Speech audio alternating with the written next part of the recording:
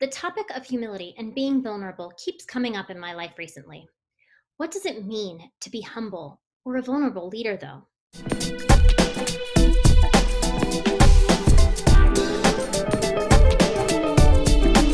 That being humble means recognizing that we are not on this earth to see how important we can become, but to see how much of a difference we can make in the lives of others.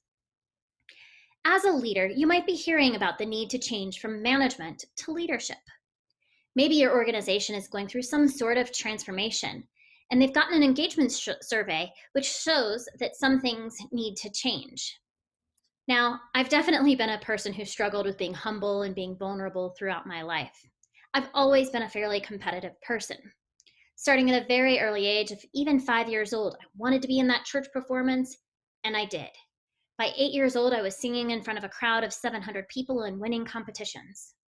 Fast forward to my professional career, and at the age of 30, I was a director at a Fortune 100 company where I led a team of 40 people across a number of different professions.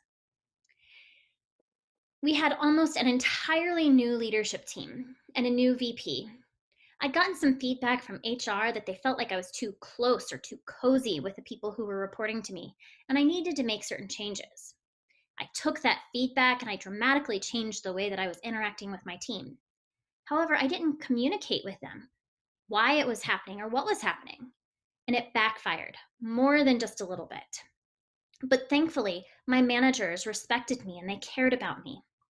Two of them came to me and they talked about the way that I needed to change and the way that I was being perceived as the leader of the organization. They said, "Kim, we know that you've always had an open door policy and that you're always asking for feedback. And now we're here to give you some feedback." I felt a little threatened. We have this model in the Agile leadership journey, which comes from David Rock. It's called SCARF. When we feel like we're being attacked from a status, certainty, autonomy, relatedness, and fairness, we're going to have a threatened response. And we need to figure out how we can get out of that to have a meaningful, vulnerable feedback session. We did end up having a very good discussion, partially because we related to each other. I knew that they were being fair, and they weren't trying to attack my status. At the end of the conversation, I knew that we needed to have a more open relationship, and I needed to tell them about the reasons why I was being pulled in different directions. I needed to make it visible to my team, and I needed them to know that I heard their feedback, I was listening, and I wanted to get better. As a leadership coach, one of the first things that I'm going to ask you to do is to be vulnerable and to reflect. You need to understand what it is that you actually need to change. Now, this could be done through a 360 review or using an existing engagement survey from your organization. Maybe we'll hold focus groups or gather insights from books like Marshall Goldsmith's What Got You Here Won't Get You There, or Liz Wiseman's book of Multipliers. After you list the items, I'm going to ask you to talk to people that you trust and who will give you feedback, and ask them what are the things that they think are important and what are the things that they can help you with getting better. The second thing that we'll do is to identify what it is that's actually triggering the activity. It might be an emotion, something that you can see or do to identify that something is actually happening or changing in your body. For me, I know that I'm getting triggered or reacting to a threat when my heart, my chest starts to feel warm, my face turns bright red. Actually, everyone in the organization knows that I'm getting a little bit flustered when that happens.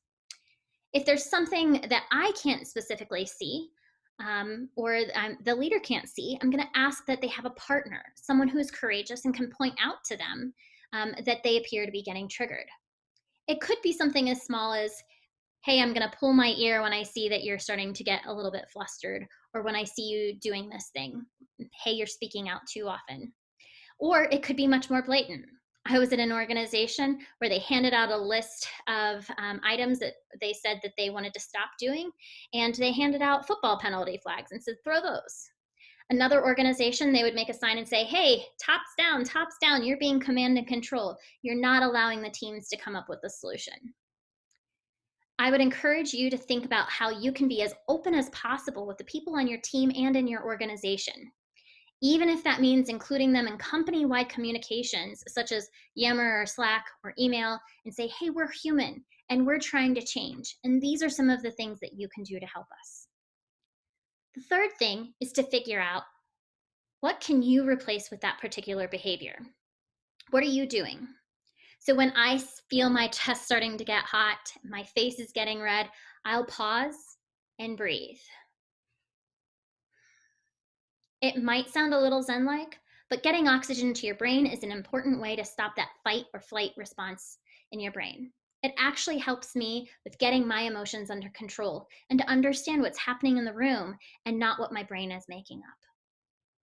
If you have an improvement area, like maybe you're speaking too often and you're not really giving the team the opportunity to speak, instead of speaking, maybe you can write down what it is that you want to say. Wait a couple of moments, and if someone else actually brings up your thought, you can cross that out. You will be encouraged to see how many of the things that you actually cross off as other people on your team can raise them, and then reducing the amount of time that you're actually speaking, but getting the team more involved and more committed to delivering on the results that they're coming up with.